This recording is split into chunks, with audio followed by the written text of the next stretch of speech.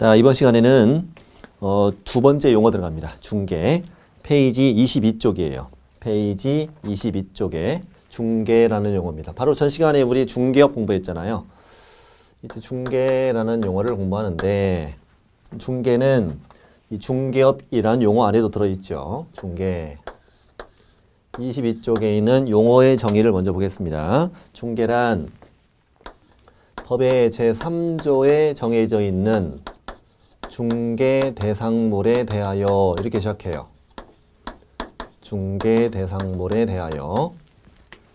이 중개 대상물이란 건 3조에 있다는 얘기인데 3조가 어디 있는지 보여드리겠습니다. 교과서 29페이지 보세요. 29페이지.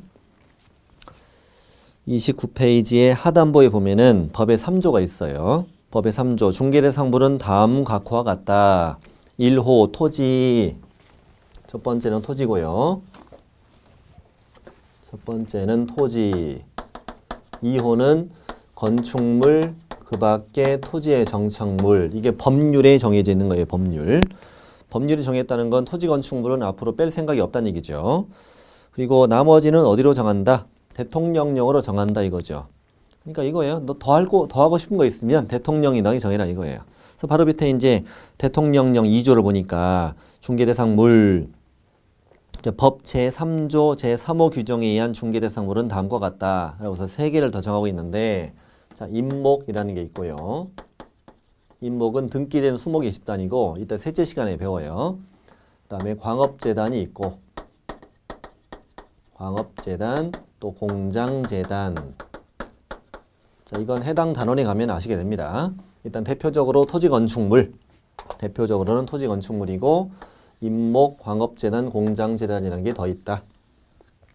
5가지를 이렇게 외워요. 토건, 입광공. 같이 해보죠. 시작.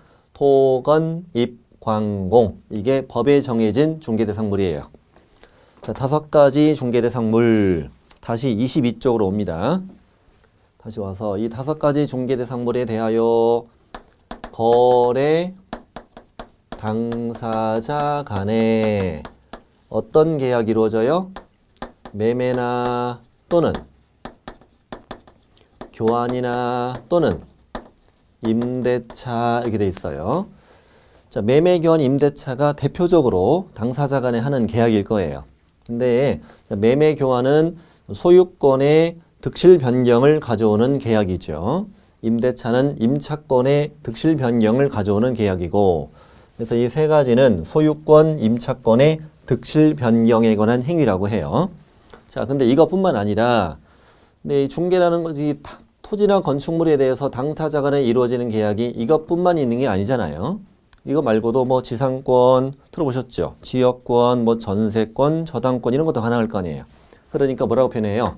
이거 말고도 그 밖의 다른 권리의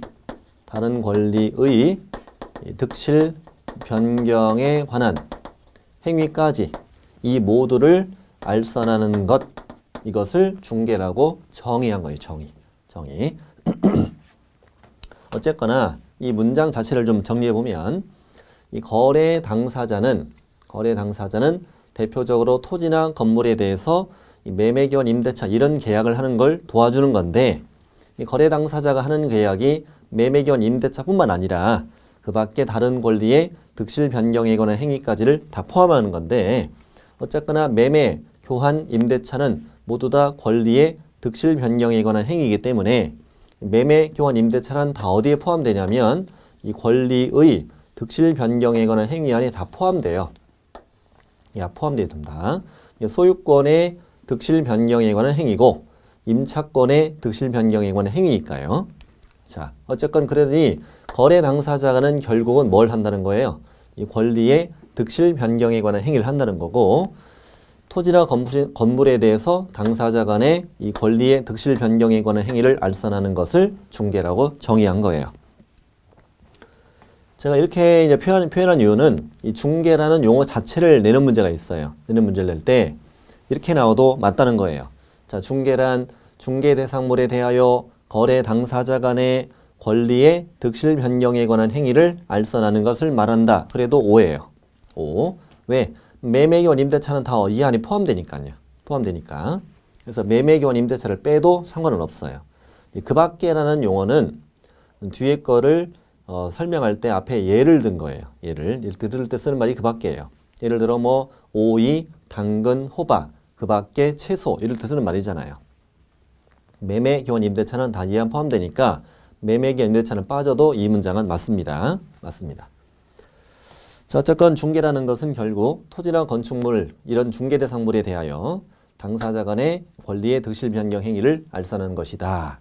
그림을 그리면 이렇게 건축물이에요. 중개대상물. 그리고 거래 당사자 간에 예를 들어서 매매를 한다. 매매.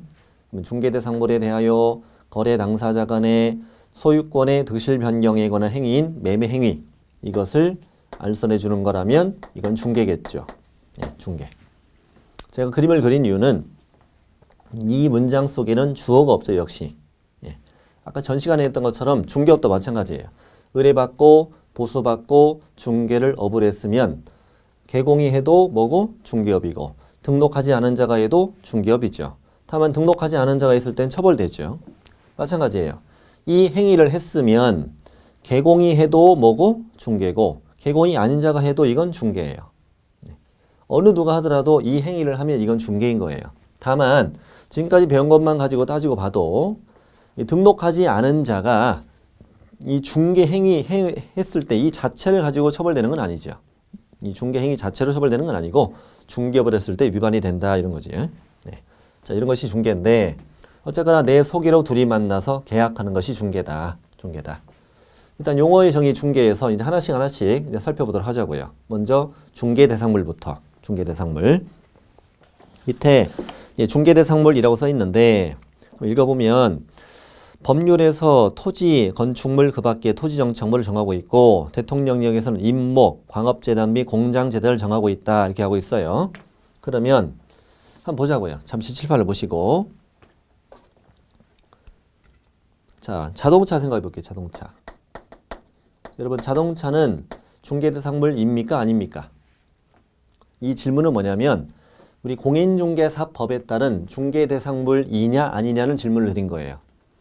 이 법에 따른 중개대상물이다 아니다? 아니죠. 우리 공인중개사법엔 토지, 건축물, 임목, 광업재단, 공장재단 5가지만 정하고 있잖아요. 이 5가지 물건이 아니면 중개대상물이 아니다라고 답하는 거예요. 그러니까 사전적인 어떤 국어 사전적 의미로 본다면 자동차는 중개할 수 있는 물건이긴 해요. 하지만 공인중개사법에 따라 질문에 답하시는 거니까 자동차는 중개대상물이 아니라고 답하는 거예요. 그러면 자동차의 매매를 알선했으면 이 행위는 중개이다 아니다. 이것도 국어 사전적 의미로 본다면 중개예요. 자동차 매매를 도와줬으면 그건 중개지. 하지만 공인중개사법에 따라서는 중개이다 아니다? 아니라고 답하는 거예요. 이 자동차는 중개대상물이 아니기 때문에 자동차 매매를 알선했으면 이 중개라는 용어가 성립이 안 된다는 거예요. 왜냐하면 중개라는 용어는 중개대상물에 대하여 당사자 간에 이런 계약을 알선하는 것이라고 정의했잖아요. 그러니 중개대상물이 아닌 것에 대하여 당사자 간에 이런 계약을 알선했으면 이건 중개가 아닌 거죠. 근데 자동차 매매를 알선하는 것이 중개가 아니다. 이것이 어떤 의미를 갖냐 이거야. 어쩌라는 얘기냐 이것이. 어쩌라는 얘기냐. 그 말은 자, 자동차 매매를 알선하는 건 중개가 아니다. 중개가 아니면 이걸 돈 받고 계속해도 뭐가 아니다. 중개업이 아니다. 중개업이 아니라는 것은 등록할 필요가 없다. 그러면 증을 달 필요가 없다는 얘기죠. 한마디로 자동차의 중개업을 하기 위해서 공인중개사 자격을 취득할 필요는 없다는 얘기예요. 근데 만약에 법을 개정해가지고 자동차가 중개대상물로 들어가 버린다면 어떻게 될까? 그러면 자동차의 중개업을 하기 위해서는 공인중개사 자격증을 따서 등록해야만 할 수 있다는 말이 되는 거예요. 그런 거죠. 그렇다면 결국 토건, 입, 광공은 중개대상물이니까 이 5가지 물건에 대해서 뭘 하려면 중개업을 하려면 증을 따서 등록해야 된다는 얘기죠. 그래서 5가지 중개대상물은 오로지 등록한 개공만이 중개업을 할 수 있는 물건이다. 그런 의미를 갖고 있는 거라고요. 5가지 중개대상물은. 우리 밥그릇이라고. 우리만 먹을 수 있다 이거지. 우리만 중개를 할 수 있는 물건이라고 생각하시면 돼요. 이게 중개대상물이 갖는 의미고요. 의미고. 자, 그래서 이어지는 말에 저 써놨죠. 중개대상물을 대상으로 당사자 간의 계약 체계를 알선해야 중개라는 용어 성립된다. 그러니 중개대상물 이외의 물건에 대한 계약 체계를 알선하는 것은 중개가 성립되지 않는다는 거죠. 그럼 돈 받고 계속해도 중개업이 아닌 거죠. 아닌 거예요. 밑에 판례. 판례 되게 중요한데요. 일단 방금 우리는 뭘 말씀드렸냐면 제가 등록하지 않은 자는 5가지 물건으로 중개업을 하면 처벌된다. 즉 등록하지 않은 자를 기준으로 말씀드렸어요. 이번에는 개업공인중개사를 기준으로 말씀드릴게요. 자, 개업공인중개사가 토건 입광공에 대하여 당사자 간의 계약 체계를 알선했다. 그럼 이거는 중개죠. 즉 중개 대상물에 대하여 계약 체계를 알선하면 중개예요. 그리고 이 중개에 대해서는 뭘 받냐면 중개보수라는 걸 배워요. 중개보수. 근데 이 중개보수는 초과해서 받으면 안 돼요. 초과해서 받게 되면은 1년 이하 징역에 1,000만 원 이하 벌금형을 받게 돼요. 중개보수는 나중에 자세히 배우지만 계략적으로 말씀드리면 예를 들어서 아파트인데 5억짜리예요. 5억짜리를 팔아주면은 0.4% 받을 수 있어요. 얼마게요? 가끔 2천이라는 분이 계시는데 2천 너무 많죠? 200만 원이에요. 200만 원. 200만 원은 만 원이 적어요.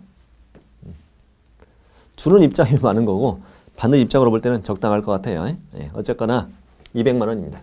근데 상가 같은 경우라면은 0.9까지 받을 수 있어요. 0.9. 450. 오, 이제 꽤 되네요.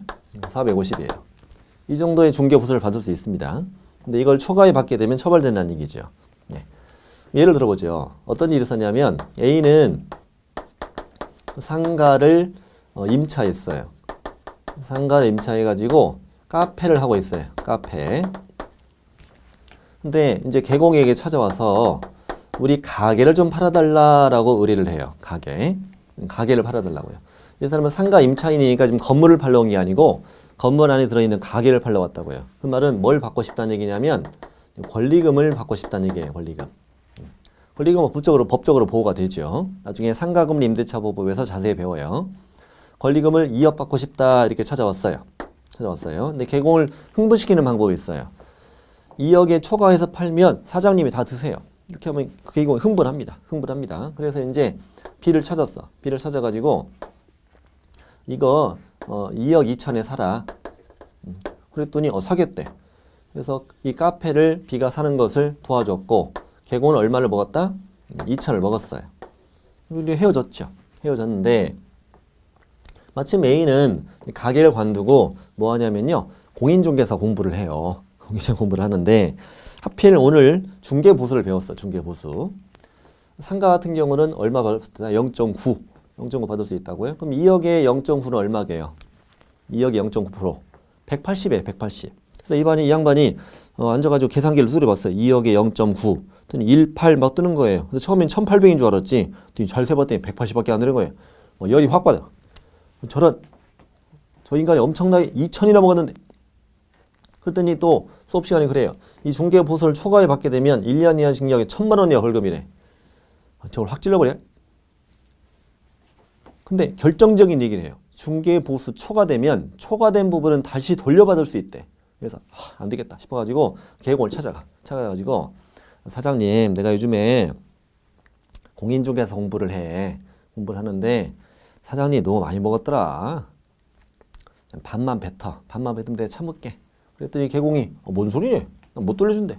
할 수 없이 이제 A는 저 개공을 법비 초과로 찔렀습니다. 그래서 이제 대법원까지 간 사건이에요. 과연 권리금 2억을 받아주고 2천을 받은 것이 위반이냐 아니냐 이걸로 이제 대판까지 간 사건이에요. 대법원까지. 그러면 과연 이 권리금은 뭐에 대한 가치냐 이건데 자 결국 이것이 2천만 원이 중개보수이면 당신은 위반인 거죠. 중개보수이냐 이거지. 그러려면 이 가게를 팔아주는 걸 도와주는 이 행위가 중개이어야 위반이 되죠. 그러려면 이 가계가 무엇이어야? 그렇죠. 중개 대상물이어야 위반이 되는 거죠. 그럼 과연 이 가계, 지금 이거에 대한 가치는 뭔데? 권리금. 이 권리금이 과연 중개 대상물이냐 이거야. 서로 이렇게 연결돼 있으니까 이렇게. 네. 이것이 중개 대상물이냐는 것까지 오게 된 거예요. 대판에서. 그러면 과연 이 권리금은 뭐에 대한 가치인가? 첫 번째. 일단 시설물에 대한 가치죠. 안에 인테리어, 영업용 건물의 영업시설, 비품 등 유형물에 대한 가치라고 그래요. 그럼 이거는 시설물에 대한 가치구나. 시설물은 동산이다, 부동산이다? 동산이죠, 동산. 그리고 거래처, 신용, 영업상 노하우 등 일종의 무형의 재산적 가치다 이렇게 얘기해요. 무형의 재산이다. 무형의 재산적 가치다 이렇게 얘기해요. 그럼 결국은 이거는 건물에 대한 가치다 아니다? 아닌 거죠. 그러니 권리금은 뭐가 아니다? 중개대상물이 아니다. 그러면 이 권리금의 수수를 도와준 이 행위는 중개가 아닌 거고, 따라서 이게 무슨 말이냐면 중개 보수를 아예 적용하지 않는다는 뜻이에요. 중개가 아니라는 것은 공인중개사법이 적용이 안 된다는 얘기예요. 그러니까 당신은 위반이다 아니다? 아니라는 얘기죠. 그래서 판례 읽어볼게요. 되게 중요합니다. 시험에 굉장히 잘 나옵니다. 영업용 건물의 영업시설, 비품 등 유형물이나 거래처, 신용, 영업상 노하우 또는 점포 위치에 따른 영업상의 이점 등 무형의 자산적 가치는 중개 대상물이라 할 수 없으므로 그러한 유무형의 자산적 가치 양도에 대하여 이른바 권리금 등을 수수하도록 알선한 것은 중개 행위에 해당하지 아니하고, 따라서 이 법에 정하고 있는 중개 보수의 한도액이 여기에 적용되지 않는다. 이렇게 잘 나옵니다.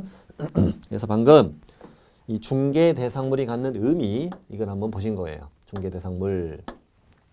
자, 그 다음에 볼 건 뭐냐면, 자, 그 밖의 권리.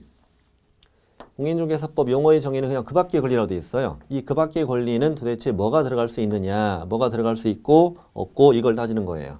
네. 그 밖의 권리. 자, 그래서 이제 그 밑에 양가로 2번에 관한 내용인데, 양가로 2번에 오른쪽 페이지요. 오른쪽 페이지. 매매교환 임대차 그 밖의 권리의 득실 변경에 관한 행위. 그 밖의 권리에 뭐가 들어가느냐 이걸 지금 공부하는 거예요. 먼저 그 표를 보시면 될 텐데, 그 23쪽에 표가 있잖아요. 왼쪽은 중개대상 권리, 오른쪽은 중개대상 권리가 아닌 거라고 돼 있는데, 아닌 쪽을 먼저 예를 들어볼게요. 그 질권이란 거 있죠, 질권. 질권은 왜 중개대상 권리가 아니냐 이거죠. 질권은 동산에 대한 담보물권이라고 얘기해요. 어떤 동산을 맡기고 돈 빌리면 거기에 이제 질권이 성립된다는 얘기죠. 전당포에 물건 맡기고 돈 빌렸다. 질권이 성립돼요. 채권의 기한까지 채무 변제를 하지 않으면 전당포 주인은 물건을 처분해서 채권을 훼손한 거죠. 그러면 예를 들어서 A가 갖고 있는 어떤 동산, 이 동산을 B한테 맡기고 돈 빌려요. 돈 빌리는데 이걸 C라는 자가 얘네 둘을 소개시켜서 이 질권이 성립되는 걸 도와줄 수는 있느냐 하면 생각해 보는 거예요. 예를 들어서 A가 B를 만나서 맡기고 돈 빌리는데 이걸 C가 얘네 둘을 소개시킬 수는 있나요? 어쨌거나 A가 이 물건을 맡기고 돈 빌리고 싶은데 맡길 데가 없으니까 C라는 자가 B를 소개시켜 준 거죠. 그래서 얘네 둘 간에 C의 소개로 만나서 물건을 맡기고 이 돈 빌려서 이 물건에 뭐가 성립되는 걸, 질권이 성립되는 것을 도와줄 수는 있다는 얘기죠. 도와줄 수는 있는데 이것이 뭐는 아니다? 중개는 아니다. 왜? 그렇습니다. 이 질권은 토지나 건물인 부동산이 성립되는 권리가 아니라 뭐에? 동산이 성립되는 권리이기 때문이에요. 그래서 일단은 이 그 밖의 권리가 되려면 중개 대상물에 대해서 성립되는 권리이어야 해요. 토지나 건물에 성립되는 권리여야 한다는 얘기예요. 그래서 질권이 중개대상 권리라고 물어보면 아닌 것으로 답을 하셔야 돼요. 시험에 잘 나와요. 잘 나옵니다. 일단은 토지나 건물에 성립되는 권리일 것. 이게 첫 번째 요건이고, 두 번째 결국 이 거래 당사자가 하는 행위는 매매, 교환, 임대차 같은 계약인데 계약인데 이 권리의 득실 변경, 이 권리의 득실 변경은 원인이 두 가지가 있다라고 민법에서 배워요. 첫 번째는 이 법률 행위로 권리의 득실 변경이 발생한다. 이 법률 행위는 뭐 단독 행위도 있고 합동 행위도 있지만 여기서 말하는 것은 계약을 의미하는 거죠. 계약을 해서 권리의 득실 변경이 발생하기도 하고, 두 번째는 법률의 규정에 따라서 권리가 득실 변경되기도 해요. 이 법률의 규정에 따라 권리 득실 변경되는 경우는 대표적으로 뭐 상속이나 뭐 경매 이런 것들이죠. 상속은 중개할 수 있어요? 돌아가시면 바로 쭉 권리가 내려오는 거잖아요. 우리가 중개할 수 없죠. 아버지 막둥이한테 좀 더 줘야 되죠. 이거 중개 안 되잖아요. 경매 이런 것도 중개할 수 없잖아요. 경매에 입찰해서 1등 했어요. 대금 납부를 하면서 동시에 소유권 취득하죠. 채무자하고 앉아서 매매가 쓸 수가 없잖아요. 만나주진 않을 텐데. 이렇게 상속이나 경매나 판결 이런 거에 이렇게 법률의 규정에 따라 권리가 득실 변경되는 경우는 중개할 수는 없는 거죠. 중개라는 걸 할 수는 없는 거죠. 중개라는 건 내 소개로 둘이 만나서 계약하는 거라고 했으니까. 그럼 예를 들어서 거기에 이제 오른쪽에 보면은 유치권의 성립이라는 게 있어요. 자, 유치권은 동산, 부동산 다 성립이 가능해요. 또 유치권은 법정 담보물권이라고 하는데, 예를 들어서 A가 건물의 소유자인데요. 또 B는 이 건물을 올수리한 사람이에요. 건설업자, 건축업자예요, 지금. 인테리어업자죠. 그러면 이제 A는 B에게 공사대금을 줘야 될 거예요. 공사대금 채권을 줘야 되는데 채권이 변제기가 된 거예요. 안 주는 거예요, 지금. 그러면 이 B는 이 목적물을 뭐함으로써 점유함으로써 어떤 권리를 취득해요? 유치권이라는 권리를 취득해요. 유치권이라는 권리가 성립되는 거죠. 그럼 유치권이 성립되는 이 과정은 얘네 둘이 만나서 계약한 거냐고요? 아니죠. 그냥 법률에 정해진 요건을 갖추었더니 이 권리가 생긴 거죠. 채권의 변제기가 되고 목적물을 점유했더니 권리가 생겼다. 그러면 유치권의 성립은 당연히 중개할 수 있다, 없다? 없다는 거죠. 중개할 수는 없다는 거예요. 한편 또 하나 법정 지상권 한번 생각해 볼게요. 토지와 건물이 동일 소유였다가 이렇게 건물만 샀다, B가. 그럼 얘네 둘 간에 이루어진 건 건물의 매매만 했을 뿐이에요. 매매만. 건물의 매매만 했을 뿐인데 이거를 이제 중개했다고 해봐요. 개공이. 중개했어요. 근데 B는 건물의 소유권을 취득한과 동시에 뭘? 법정지상권. 법정지상권이라는 것도 함께 취득하게 돼요. 별도의 지상권 계약을 했는데 안 했는데? 안 했는데 그냥 건물만 샀는데 법정지상권이라는 권리가 자동으로 생긴 거죠. 그러니 이것도 어떤 둘 간에 얘는 둘 간에 별도의 계약으로 성립된 게 아니잖아요. 그러니까 이것도 중개할 수 있다, 없다? 없다. 유치권의 성립이나 법정지상권의 성립 이런 것들은 중개할 수 없다는 얘기죠. 왜? 어떤 둘이 계약으로 취득하는 권리가 아니라 법률의 규정에 따라서 자동으로 생기는 권리니까. 그러면 적어도 이 그 밖의 권리가 되려면 이 권리의 득실 변경의 원인은 무엇이어야 한다? 계약이어야 한다는 거죠. 계약. 그래서 두 가지 요소가 필요해요. 첫 번째는 중개 대상물에 대하여 성립되는 권리일 것. 토지나 건물에 성립되는 권리가 되고, 두 번째는 이 계약을 통해서 득실 변경이 되는 권리이어야 중개라는 것이 될 것이다, 이거죠. 그 요건을 갖춘 것들이 그 표 안에 보면은 자, 왼쪽에 소유권, 매매 교환이 원인이죠. 그다음에 지상권, 지역권, 전세권. 자, 지상권하고 지역권 어디에 성립돼요? 토지에. 전세권은 토지나 건물에 성립되죠. 이 세 가지는 전부 다 뭘 통해 취득해요? 계약이에요? 법률의 규정이에요? 계약에 따라 취득하죠. 지상권 취득하고 싶다면 땅 주인하고 지상권 취득하는 자가 만나서 지상권 설정 계약을 해야 되죠. 지상권 설정 계약을 하고 지상권 등기를 해야 회계 계약을 그 권리를 취득하니까. 그러니까 지상권은 중개할 수 있다. 지역권 역시 지역권 설정 계약, 전세권 설정 계약. 그러니 지상권, 지역권, 전세권은 다 중개할 수 있다 이거죠. 중개할 수 있다. 그다음에 저당권 조금 이따 보고요. 밑에 유치권 먼저 볼게요. 방금 유치권이 성립되는 건 중개할 수 없다고 그랬잖아요. 그런데 이런 거 한번 생각해 보는 거예요. 그렇다면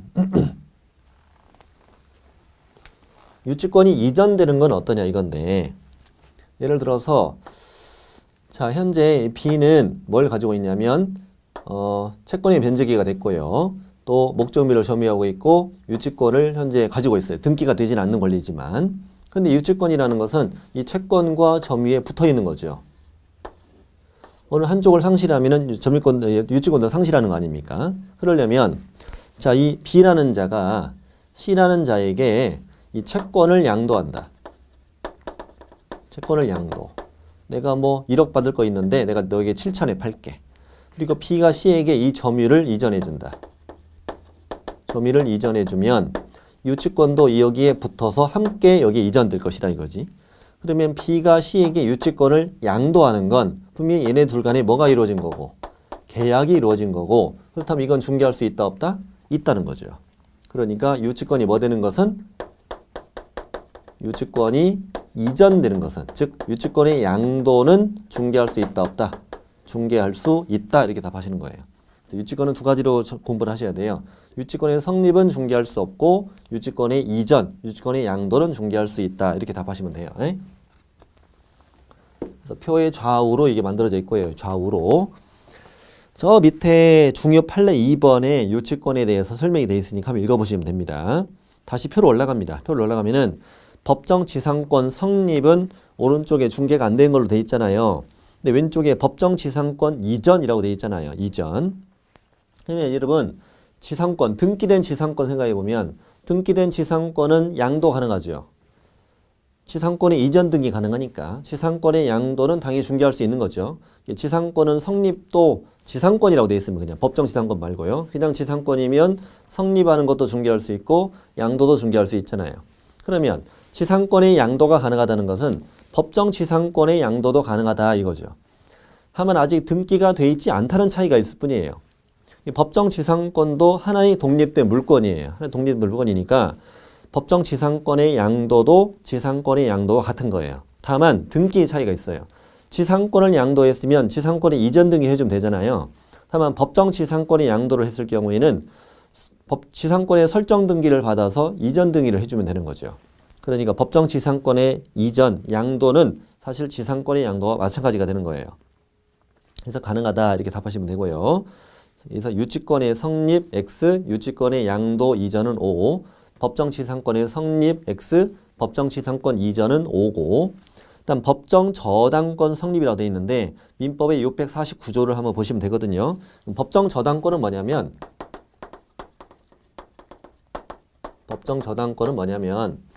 토지를 임차해서 건물을 지었는데 토지에 대한 2년간의 연체 차임이 발생하면 토지 소유자는 이 건물을 압류할 수 있는데 이 압류를 하면 이것을 저당권이 성립된 것으로 본다. 이게 자동으로 법률의 규정에 따라 자동으로 법정 저당권이 성립이 된 거예요. 그럼 이거는 현재 얘네 둘이 저당권의 설정 계약을 한 게 아니라고요. 그러니까 이것은 중개할 수 있다 없다? 없다. 결국은 법정 들어가고 성립 들어가면 다 중개가 안 되는 거예요. 자, 그러면 저당권이라는 건 그건 되느냐 이거죠. 저당권. 거기 이제 저당권은 일단 중개 대상 권리가 되는 쪽에 들어 있잖아요. 자, 저당권이라는 것은 일단은 토지나 건물이 성립이 되죠. 토지나 건물이 성립이 되고 저당권도 당연히 계약을 통해서 성립되는 권리예요. 저당권 설정 계약을 해서 등기하여 저당권을 취득하게 되잖아요. 그러니까 당연히 저당권도 중개할 수 있다는 얘기인데 실제 개업 공인중개사들이 저당권을 중개한 걸 본 적이 있냐 이거죠. 별로 본 적 없는 것 같죠? 그럼 예를 들어볼게요 제가. 자, 현재 A의 아파트를 B가 사는 매매를 개업 공인중개사가 중개를 했어요. 중개했어요. 근데 이 B가 처음에 계약서 쓰기 전에 잔금이 부족하대요. 그래서 난 계약서 쓰기 어렵대요. 그래서 개공이 뭐라고 그랬냐면 걱정하지 말아라. 내가 은행에 낮은 이자로 내가 소개해 줄게. 그래서 이제 계약서 쓴 거죠. 계약서를 쓴 다음에 개공이 이제 아는 은행에 연락을 했죠. 근데 은행 직원이 중개사무소로 왔어요. 와가지고 이제 B를 소개시켜 줬죠. 그래서 대출 계약을 하는 거예요, 지금. 그럼 이때 이제 돈을 빌리는 계약을 뭐라고 하냐면 금전 소비 대차 계약이라고 해요. 금전 소비대차 계약. 이 금전 소비대차 계약은 은행 직원하고 B하고 둘이 있었을 거예요. 그러나 이 계약을 하게 된 건 누구 도움이에요? 개공이 도와준 거잖아요. 그렇다면 이 금전 소비대차 계약을 도와주는 것은 중개일까 이거예요. 중개이다 아니다. 중개다 아니다? 아니에요. 왜냐하면 금전은 중개대상물이 아니기 때문이에요. 그래서 이건 중개가 아니에요. 중개가 아니라는 것은 공인중개사법에 적용이 안 된다. 이게 중개면요, 우리 직업이 느는 거예요. 금전 소비대차 계약의 알선은 그 대출 브로커라는 얘기인데 대출 브로커는 우리만 할 수 있다는 얘기가 되니까 그건 아니에요. 이건 중개가 아니에요. 그래서 개공은 보통 은행으로부터 얼마의 수수료를 받아요. 대출 알선을 해줬으니까 수수료 얼마씩 받는데 사람들이 잘 모르죠, 이거를. 근데 이것만 하느냐, 여기에다가 얘가 취득한 이 아파트에다가 뭐까지 하는 이 저당권을 설정하는 계약까지를 함께 도와주죠. 근데 이 계약서도 분명히 얘네 둘이 썼지만 이 계약을 도와준 것도 누구예요? 개공이죠. 그러니까 이만큼은 뭐다? 중개에 해당한다 이거죠. 그렇지만 개공이 이 저당권 설정 계약을 도와줬지만 이거에 대한 별도의 중개 보수를 달라고 하진 않아요. 이걸 보수를 달라고 하면 B는 황당하죠. 아니 사장님, 내가 내 발로 직접 은행 가서 대출 받고 저당권 설정 계약 할 수 있는 건데 내가 뭐로 당신한테 보비까지 줘가면서 일을 하겠냐 이거지. 당신은 이 매매 계약을 중개하기 위해서 나한테 이걸 도와준다고 했던 것 뿐이잖아. 그런 거죠. 그러니까 당연히 이걸 별도로 받질 않아요. 별도로 받질 않아요. 저당권 설정 계약을 도와주는 건 중개이기는 하지만 이거에 대한 별도의 중개 보수를 받지는 않는다고요. 받을 수 없는 게 아니라 받지는 않는다는 거죠. 네. 어쨌거나 결론은 이거예요. 저당권도 중개할 수 있는 권리 이다 아니다? 이다. 근데 문제는 이게 사건이 실제 밑에 판례가 이 사건은 아니고 이 사람은 누구냐면은 이자는 개공이 아닌 사람이에요. 진짜 대출 브로커예요. 광고를 하죠. 돈 빌려주겠다고. 찾아와요. 찾아오면 대출을 알선해 줘요. 금전 소비대차 계약을 알선해 줘요. 이것을 의뢰받고 수수료를 받고 계속해요. 그런데 이것이 뭐가 아니니까 중개는 아니기 때문에 당신이 공인중개사법에 따라 처벌되는 건 아니에요. 그런데 여기에 그치지 않고 이들이 가지고 있는 부동산에다가 별도의 저당권 설정 계약까지 함께 도와주다가 걸린 거예요, 얘가. 이자가. 그랬을 때 당신은 중개업을 했다. 이런 주장을 하는 거죠. 이 사람을 처벌해야 한다는 주장이. 근데 이자는 뭐라고 그래요? 아니, 내가 중개라는 걸 했느냐. 중개라는 하려면 이 용어가 성립돼야 되는데 이 중개라는 용어에 보면은 그 밖의 권리라고 돼 있을 뿐 저당권이라고 명시가 돼 있지는 않지 않냐.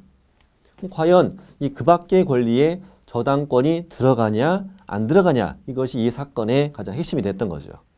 근데 아까 우리 이미 논리적으로 이 그 밖의 권리는 저당권에 들어간다 안 들어간다? 들어간다. 그러니까 당신은 이제 무동덕 중개업으로 처벌이 되는 그런 사건이었죠. 그게 저 밑에 그 판례 1번이에요. 판례 1번. 되게 시험이 잘 나와요. 자, 타인의 의뢰에 의하여 일정한 보수를 받고 부동산에 대하여 저당권 등 담보물권의 설정에 관한 행위 알선을 어부를 했을 때도 뭐에 해당한다 할 것이고 중개업에 해당한다 할 것이고, 그와 같은 저당권 설정에 관한 행위 알선이 금전 소비대차 알선에 부수하여 이루어졌다 하여 달리 볼 것도 아니랄 것이다. 그래도 중개업에 해당한다 이거예요. 그러니 결국엔 그 밖의 권리는 저당권도 포함된다는 얘기죠. 포함된다. 지금 표로 계속 들어가 보시면 지금 저당권까지 보셨죠? 유치권에 이전되고 그다음에 법정지상권에 이전도 되고 배웠고, 나 민차권 문제였고, 등기된 환매권이 있는데 일단은 환매계약을 잠시만 볼게요. 환매계약. 자, 먼저 A가 갖고 있는 부동산인데 뭐 시가 5억이래요. 시가 5억인데 이거를 B하고 3억에 매매를 했어요. 3억에 매매를 하는데 사실은 3억 빌린 거나 마찬가지예요. 그리고 얼마 후 이걸 다시 되사자라는 환매 계약을 한 거예요. 이따가 나오지만요. 이것도 시험에 물었어요. 환매 계약도 중개할 수 있느냐. 이 계약도. 환매계약도 중개할 수 있는 계약이다. 이렇게 시험에 나왔어요. 맞다. 왜냐하면 어쨌거나 환매계약도 부동산에 대해서 다시 사는 계약이잖아요. 계약. 토지랑 건물에 대해서 다시 되사는 계약이므로 이 환매계약도 중개할 수 있어요.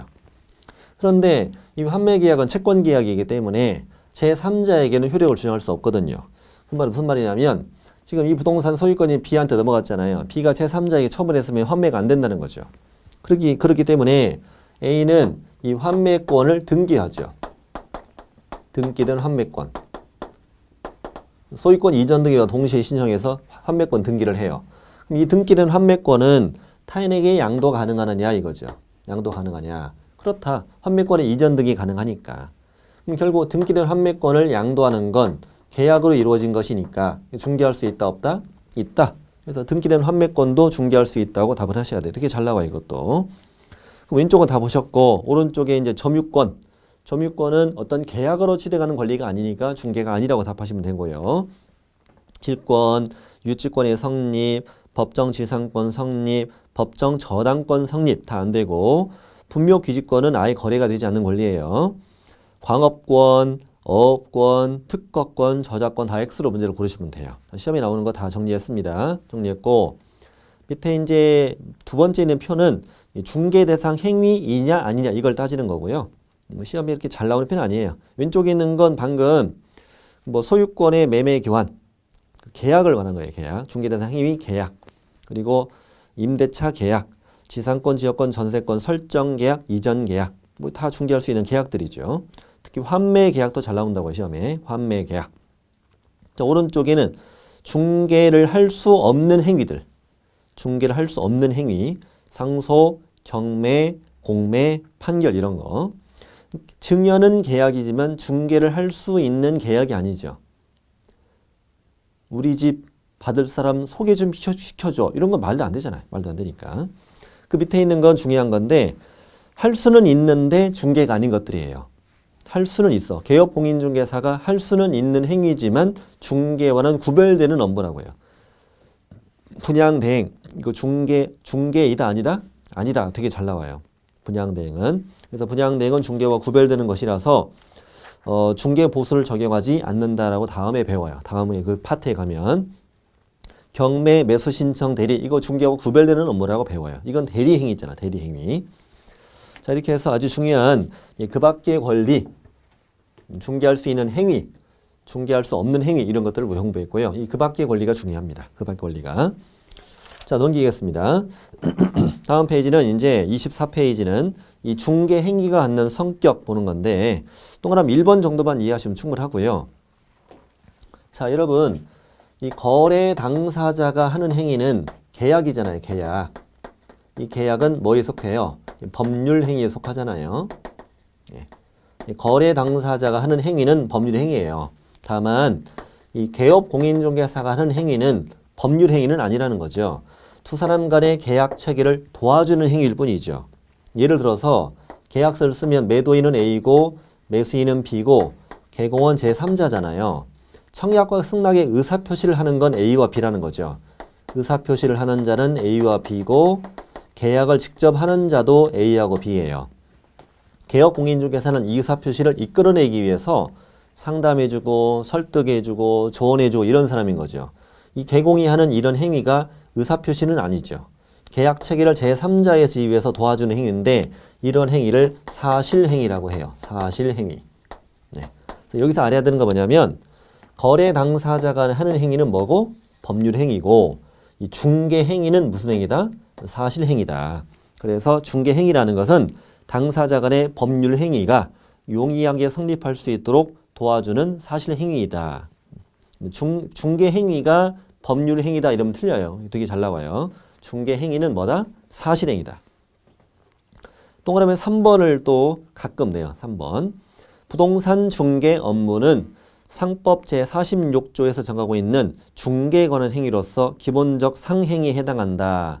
그 상법의 46조가 제목이 상행위예요. 여러분은 보통 상행위 하면은 물건을 사고 파는 거 생각하시잖아요. 근데 상법에 정해진 상행위가 딸랑 그거밖에 없겠습니까? 상법에 정해지는 상행위는 수십 가지인데 그 중에 즉 46조에서 11번째로 규정된 것이, 즉 상행위의 11번째로 규정된 것이 중개를 위한 행위라고 있어요. 그럼 여러분 생각해 보세요. 중개를 하는 목적이 뭐예요? 영리를 목적으로 하는 거잖아요. 그러니 이 중개를 위한 행위도 결국 뭐다? 상행위다. 그러니 부동산 중개 업무도 무슨 행위다? 상행위다. 이게 대표적으로 상법을 보충 적용하는 부분이죠. 공인중개사법은 상법이 된 특별법이라고 그랬잖아요. 상법을 보충 적용하는 부분이라서 앞으로 이 중개 행위는 상행위 성격을 갖는다. 또 개업 공인중개사는 상법상 상인에 속한다. 이런 것도 배우게 된다고요. 네. 그래서 중개 행위는 상행위다는 정도를 알아야 돼요. 자, 밑에 이제 중개의 이론적 요약으로 되어 있는 건데 그 부분은 그냥 참고만 하세요. 문제는 안 나오니까 참고만 하시고 중개는 이 정도 하시면 됩니다. 중개라는 용어의 개념을 잡아보고 그 다음은 중개대상물 다섯 가지가 갖는 의미, 즉 등록하지 않은 자는 이 5가지 물건으로 중개업을 할 수 있다 없다? 없다. 5가지 물건을 대상으로 했을 때만 이 중개라는 용어가 성립되니까. 또 그 밖의 권리, 들어가는 것들, 들어가지 않는 것들, 이런 것들이 출제가 되고 있습니다. 자, 그러면 이제 다음 용어로 건너갑니다. 다음 용어는 이제 26페이지 들어가는 거죠. 26페이지. 26페이지 하단부에 이제 공인중개사 들어갑니다. 자, 공인중개사라는 용어는 정의가 이 법에 의한 공인중개사 자격을 취득한 자를 말한다. 이 법에 의하여 공인중개사 자격을 취득한 자를 공인중개사라고 정의하는데 밑에 구별을 보면은 그 공인중개사는 여러 종류가 있을 거예요. 여러분 공인중개사 이러면 꼭 자격증을 따서 집에다가 모셔놓은 분, 그분만 생각하잖아요. 근데 그분도 공인중개사죠. 공인중개사지만 자격을 취득해서 등록한 자가 누구예요? 개업 공인중개사도 공인중개사죠. 또 자격증을 취득해서 취직한 자 누구예요? 소속 공인중개사인데 후자도 공인중개사죠. 이 모두를 부르는 용어가 공인중개사예요. 그러면 이 공인중개사라는 용어 가지고 제가 틀린 한번 예를 들어볼게요. 이렇게 뭐 받아 쓰셔도 괜찮아요. 자, 공인중개사란 공인중개사 자격을 취득하고 중개사무소 개설 등록을 한 자를 말한다. OX? X. 그럼 이게 왜 틀리냐 이거죠. 왜 틀리냐.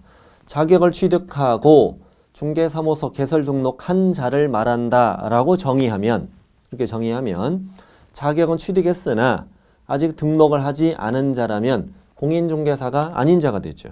아닌 자가 되죠. 얘만 공인중개사라고 하는 건 아니잖아요. 또 공인중개사란 공인중개사 자격을 취득하고 개업 공인중개사에 소속된 자를 말한다. OX? 역시 X. 이렇게 정의하면 개업 공인중개사에 아직 소속이 되지 않은 자는 자격을 취득했어도 공인중개사가 아니라는 말이 되죠.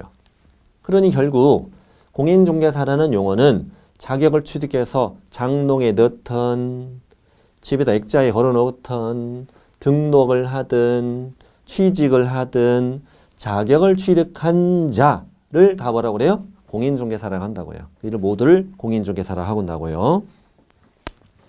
이번 시간 여기까지 할 것이고, 자, 바로 이어서 이제 개업 공인중개사라는 용어를 3번째 시간부터 공부를 하도록 하겠습니다. 자, 다음 시간에 뵙도록 하겠습니다.